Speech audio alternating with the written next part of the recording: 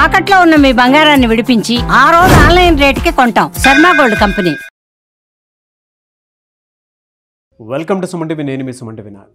According to Vedic astrology కనుక మనం చూసుకుంటే చాలామంది నరదృష్టి ప్రభావం ఉండటం వల్ల మన మీద నెగిటివ్ ఇంపాక్ట్ ఉంటుంది, దానివల్ల మనకి ఇలా జరుగుతుంది అనేటువంటి విషయాన్ని కొంతమంది కొన్నిసార్లు మాట్లాడుతూ ఉంటారు, చెప్తూ ఉంటారు. అయితే ఆ నరదృష్టి అనేటువంటిది ఏంటి, ఏ విధంగా ఉంటుంది, ఎన్ని రకాలుగా ఉంటుంది, ఎస్పెషల్లీ విమెన్కి నరదృష్టి ప్రభావం ఉంటే అసలు ఏ విధంగా ఉంటుంది అనేది ఈరోజు మనతో పాటు ఉమా గారు ఉన్నారు, వేదిక్ ఆస్ట్రాలజర్. అది వారి మాటలు తెలుసుకుందాం. నమస్కారం ఉమా గారు. నమస్తే నాగరాజు గారు. నరదృష్టి ప్రభావం జనరల్గా ఇది ఎన్ని రకాలుగా ఉంటుంది, దాని ఇంపాక్ట్ అసలు ఎలా ఉంటుంది? తప్పకుండా అండి. నరదృష్టి అనేటువంటి విషయానికి చాలామంది ఎక్కువగా కనెక్ట్ అవుతూ ఉంటారు. ఎందుకనంటే ఈ మాట ఎందుకు అని అంటే ఆల్మోస్ట్ చాలామంది నా దగ్గరికి వచ్చేవాళ్ళు కూడా నరదృష్టి వల్ల ఇబ్బంది పడుతున్నామండి. సో దానికి కారణం ఆ యొక్క రకాలు ఏంటో మీకు ఎక్స్ప్లెయిన్ చేసిన తర్వాత మీకే అర్థమవుతుంది. ఉదాహరణకి నరదృష్టిలో 5 రకాలుగా విభజించబడి ఉంది నాగరాజు గారు. అందులో మొట్టమొదటిది ఏంటి అంటే సామాన్య నరదృష్టి. సామాన్య నరదృష్టి అంటే ఏమిటి అంటే మీరు ఏదైనా ఒక ఫోన్ కొనుక్కున్నారనుకోండి, లేకపోతే ఎక్కడికైనా ఫంక్షన్కి వెళ్ళారనుకోండి, ఎక్కడైనా ఏదైనా బండి కొనుక్కున్నారు, ఒక శారీ కొనుక్కున్నారు, ఇలాంటివి ఏదైనా జరుగుతున్నప్పుడు మీ మీద ఖచ్చితంగా ఈర్ష, ద్వేషాలు లాంటి చూపులు పడుతూ ఉంటాయి. సెంటర్ ఆఫ్ అట్రాక్షన్లో ఉన్నారనో ఏదైనా కావచ్చు. అలాంటి సందర్భాల్లో వచ్చేటువంటిదే సామాన్య నరదృష్టి. దీనివల్ల ఏం జరుగుతుంది అంటే 1 రోజు 2 రోజులు నీరసంగా ఉండడం కానీ, జ్వరం ఉండడం కానీ ఖచ్చితంగా మీరు ఫేస్ చేసే ఉంటారు. తలనొప్పులు కానీ, ఎక్కడికైనా ఫంక్షన్కి వెళ్ళొచ్చి రాగానే తలనొప్పి స్టార్ట్ అయిపోతుంది, లేకపోతే కాళ్ళ నొప్పులు రావడం కానీ, వాంతులు, వికారములు అనేటువంటివి, ఏ పని చేయలేకపోవడం అనేటువంటిది చూస్తూ ఉంటారు. కానీ సామాన్య నరదృష్టి ఈజీగానే తెలియకుండానే క్యూర్ అయిపోతుంది. ఎలా ఇంట్లో డైలీ చేసుకునేటువంటి భగవత్ ఆరాధన వల్ల కావచ్చు, లేకపోతే మీరు చేసుకునే మంత్రం వల్ల కావచ్చు, ఖచ్చితంగా మీ యొక్క స్ట్రాంగ్ ఆరా వల్ల కావచ్చు, స్ట్రాంగ్ మైండ్ సెట్ వల్ల క్యూర్ అయిపోతుంది. ఇక రెండవది నాగరాజు గారు మహానరదృష్టి అని ఒకటి ఉంటుంది. మహానరదృష్టి అంటే ఏమిటి అంటే అప్పటిదాకా పరిస్థితి అంతా ఒకలా ఉంటే మహానరదృష్టి సోకిన తర్వాత నుంచి పరిస్థితి అంతా కూడా మారిపోతుంది. ఎలా మారిపోతుంది? యాక్సిడెంట్స్ అవ్వడం, అంటే వాహన ప్రమాదములు కావచ్చు, దీర్ఘకాలిక ఆరోగ్య సమస్యలు. కొన్ని సందర్భాల్లో అండి వాళ్ళకి ఆరోగ్య సమస్యలు వస్తాయి, హాస్పిటల్కి తీసుకువెళ్తారు, మొత్తం డయాగ్నోసిస్ చేసిన తర్వాత కూడా వాళ్ళకి ఎలాంటి ఆరోగ్య సమస్య ఉందో కూడా కనబడకుండా అంత ఇబ్బంది పెడుతూ ఉంటుంది. అంటే హాస్పిటల్కి లక్షల రూపాయలు ధారపోయాల్సిన పరిస్థితులు వస్తాయి. తరువాత ఏదైనా ఒక ఇల్లు కట్టుకున్నారనుకోండి, గృహ నిర్మాణం అనేటువంటిది జరిగింది, అంతా పూర్తయిన తర్వాత అర్ధాంతరంగా మధ్యలో ఆగిపోవడం, ఎంగేజ్మెంట్ దాకా వచ్చిన తర్వాత కూడా పెళ్లి శుభకార్యాలు ఆగిపోవడం, సడన్గా అప్పుల పాలు, అంటే అపర కుబేరుల్లాగా ఒక స్థాయిలో గ్రోత్, పిల్లలు అందరూ కూడా బాగా ఎదిగిన తర్వాత సడన్గా ఒక పీరియడ్ ఆఫ్ టైం నుంచి డౌన్ఫాల్ మొత్తం ఫ్యామిలీ అంతా చూస్తారు. తెలియదు ఏం జరుగుతోంది, అసలు దేనికి ఇలా జరుగుతోంది. అకాల మరణములు, ఒకరి తర్వాత ఒకళ్ళు, ఇంకొకరు అలాగా చనిపోవడం లాంటివి జరుగుతూ ఉంటాయి. దీన్ని మహానరదృష్టి అంటారు నాగరాజు గారు. అయితే ఇక మూడవది సంభోగ దృష్టి అని ఉంటుంది.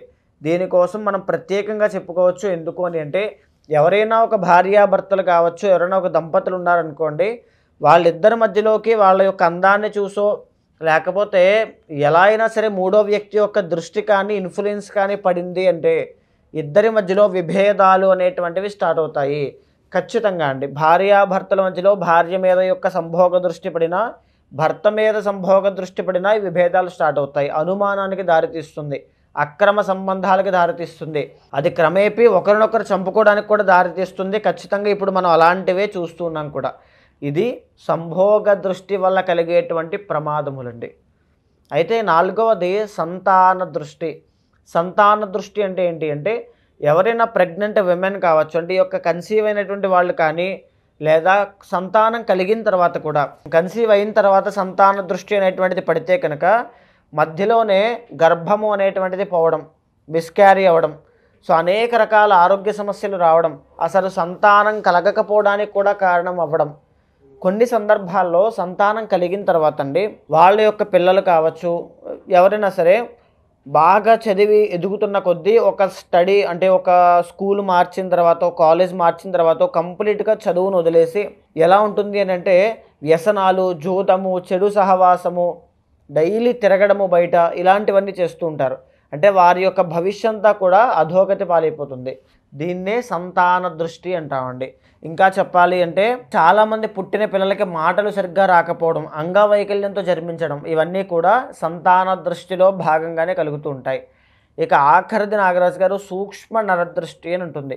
అంటే ఏమిటి అంటే, ఉదాహరణకి మీరే ఉన్నారనుకోండి, మీ చుట్టుపక్కల ఉండేటువంటి వ్యక్తులు ఎవరైనా మీ ఫ్రెండ్స్ కావచ్చు, రిలేటివ్స్ కావచ్చు, బంధువులు కావచ్చు, ఎవరైనా సరే నేనున్నాను అని చెబుతూనే నువ్వు ఆ పని చెయ్యకు, ఎందుకు ఆ పని చేస్తే మీరు ఎదుగుతారు, బాగుపడతారనే విషయంతో నువ్వు ఆ పని చేయకు, అక్కడికి వెళ్ళకు, ఓడిపోతావు, నష్టపోతావు అనేటువంటి ఒక బ్యాడ్ ఇన్ఫ్లుయెన్స్ని మీ మీద రుద్దుతూ మిమ్మల్ని ఆ పని చేయనివ్వకుండా ఆపుతూ ఉంటారు, ఆటంకాలు పరుస్తూ ఉంటారు. మీరేమనుకుంటారంటే దాన్ని మన మంచి కోసమే చెప్తున్నారు కదా, రిస్క్ ఎందుకులే అనేటువంటి ఫీలింగ్తో ఉంటారు. కానీ వాళ్ళు ఒక బ్యాడ్ ఇన్ఫ్లుయెన్స్ మీ మీద రుద్దుతున్నారనే విషయం మీకు తెలియదు. ఇదే సూక్ష్మ నరదృష్టి అండి. చాలామంది యూత్ కావచ్చు, లేకపోతే విమెన్ కావచ్చు, చాలామంది సూక్ష్మ నరదృష్టి బారిన పడి భర్తతో తగులు పెట్టుకోవడం కానీ, తల్లిదండ్రులతో తగులు పెట్టుకోవడం కానీ, లేకపోతే ఉద్యోగాలు మానేయడం, వ్యాపారంలో నష్టాలు చూడడం కానీ ఎంతోమంది చూస్తుంటారు. ఇది గుర్తించడం చాలా కష్టం అండి. సో ఈ 5 నరదృష్టి ప్రభావాలు మనిషి మీద ఆ యొక్క పరిస్థితులు బట్టి పడుతూ ఉంటాయండి. ఈ 5 నరదృష్టి ప్రభావాల గురించి కనుక మనం చూసుకునేటప్పుడు ఎస్పెషల్లీ విమెన్కి, సింహరాశి వారికి ఈ 5 ఏం ఉండేటువంటి అవకాశం ఉంటుందంటారు? జూలై నుంచి డిసెంబర్ వరకు ఎలా ఉంటుందండి వీరికి? తప్పకుండా అండి. ఈ సింహరాశి వాళ్ళకి చూస్తే కనుక, సింహరాశి వాళ్ళు జనరల్గానే very royal people and loyal people అండి.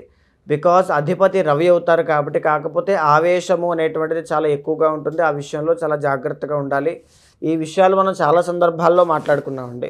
అయితే ఈ నరదృష్టి విషయంలో మనం మాట్లాడుకుంటే నాగరాజు గారు, ప్రధానంగా వీళ్ళకు ఉండేటువంటిది ప్రస్తుతం మహానరదృష్టి అనేటువంటిది కనబడుతోంది.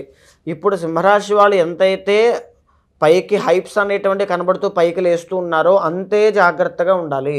అది వాహన ప్రమాదముల విషయంలో చాలా కేర్ఫుల్గా ఉండాలండి. వెళ్ళడము రావడం అనేటువంటిది మీరు ప్రయాణం చేస్తున్నా, ఎవరు ప్రయాణం చేస్తున్నా సరే ప్రమాదము అనేటువంటిది పొంచి ఉండే అవకాశం ఉంటుంది. గాయాలు పాలయ్యేటువంటి అవకాశాలు ఎక్కువగా ఉంటాయి.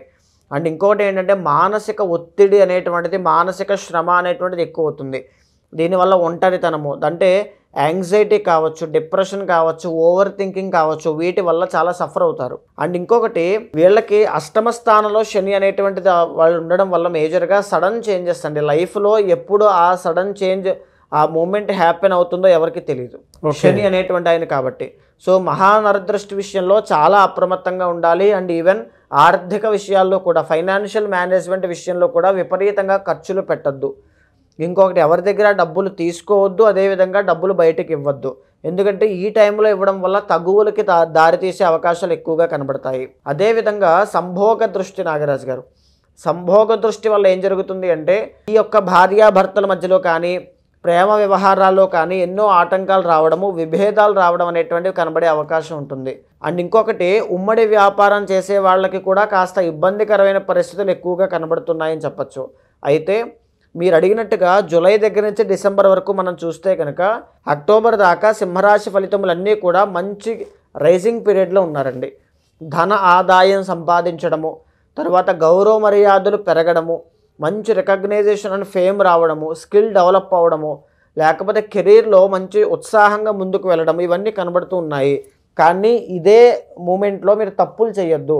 అంటే ఏదైనా ఒక ఆర్భాటానికి వెళ్ళి 10 మందికి ఎక్స్పోజ్ అవ్వడం కావచ్చు, లేకపోతే డబ్బులు విపరీతంగా ఖర్చు పెట్టడం. ఎస్పెషల్లీ అక్టోబర్ దగ్గర నుంచి డిసెంబర్ దాకా ఏదైనా ఒక శుభకార్యానికి, వాహనానికి, ప్రయాణానికి ఖచ్చితంగా డబ్బులు వృధాగా ఖర్చు అయ్యే అవకాశం ఉంటుంది. అలాంటి విషయాల్లో చాలా జాగ్రత్త పడండి, లేకపోతే ఆర్థిక సమస్యల్లో పడే అవకాశం ఉంటుంది. మేజర్గా ఉండేటువంటి వీళ్ళకి రెండే, మహానరదృష్టి, తర్వాత సంభోగ దృష్టి.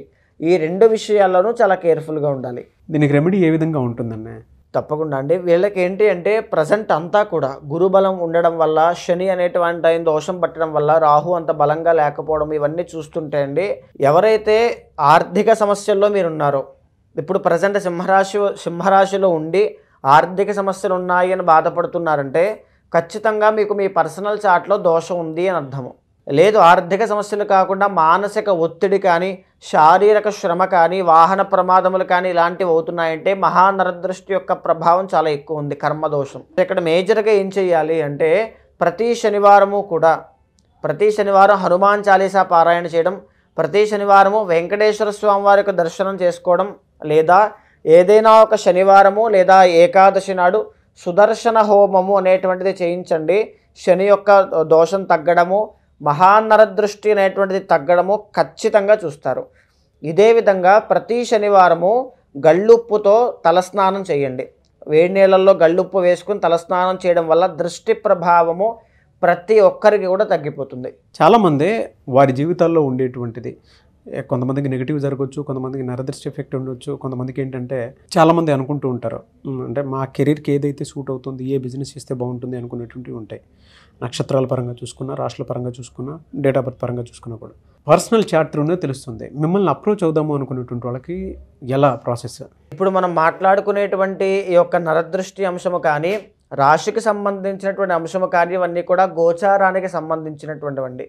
అయితే మీ పర్సనల్ చార్ట్ అనేటువంటిది మీకు మాత్రమే యూనిక్గా ఉంటుంది. దాంట్లో మీరు ఎలాంటి సమయాల్లో ఇబ్బందులు పడతారు, ఎలాంటి సమయాల్లో మీ మానసిక పరిస్థితుల రీత్యా మానసిక చింతనలు ఎక్కువగా పెరుగుతాయి, శారీరక శ్రమ ఎప్పుడు ఎక్కువగా పెరుగుతుంది, ప్రతి ఒక్కరి చార్ట్లోనూ ఒక టర్నింగ్ పాయింట్ అనేటువంటిది ఉంటుందండి.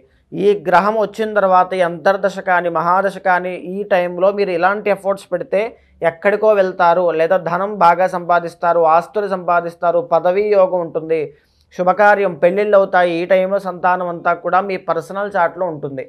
అయితే ఎవరైనా సరే పర్సనల్ చార్ట్ చూపించుకోవాలనుకుంటే ఖచ్చితంగా మీకు కింద కనిపించే నెంబర్కి కాల్ చేస్తే మా వాళ్ళు మీకు పూర్తి వివరాలు అందిస్తారు. మీ పర్సనల్ చార్ట్ చూసిన తర్వాత మీ సమస్య ఏదైనప్పటికీ కూడా అండ్ కోరిక ఏదైనప్పటికీ కూడా దానికి తగినటువంటి శాంతి పరిహారములు ఆచరింపచేసి భగవత్ అనుగ్రహం కలిగేలా చేస్తాను. థ్యాంక్ యూ సో మచ్ అమ్మ గారు. నమస్తే అండి. చూసారు కదా వీడియో. ఈ వీడియోపై మీ అభిప్రాయాన్ని కమెంట్ బాక్స్లో పోస్ట్ చేయండి. ముఖ్యంగా మీరు కనుక పర్సనల్ చార్ట్ త్రూ మీ జీవితం ఏ విధంగా ఉండబోతుంది, కమింగ్ 6 months ఏ విధంగా ఉంటుంది అనేటువంటి విషయం మీరు కనుక తెలుసుకోవాలి అనుకుంటే వేదిక్ ఆస్ట్రాలజర్ ఉమా గారి కాంటాక్ట్ నెంబర్ కనిపిస్తుంది. దానికి మీరు కాల్ ఆర్ మెసేజ్ వాట్సాప్ చేసి వెంటనే ఎన్రోల్ చేసుకోండి. ఈ వీడియో లైక్ చేయండి, షేర్ మాత్రం తప్పకుండా చేయండి. ఇలాంటి మరిన్ని వీడియోస్ కోసం మా ఛానల్ ఫాలో అవ్వండి. Thank you.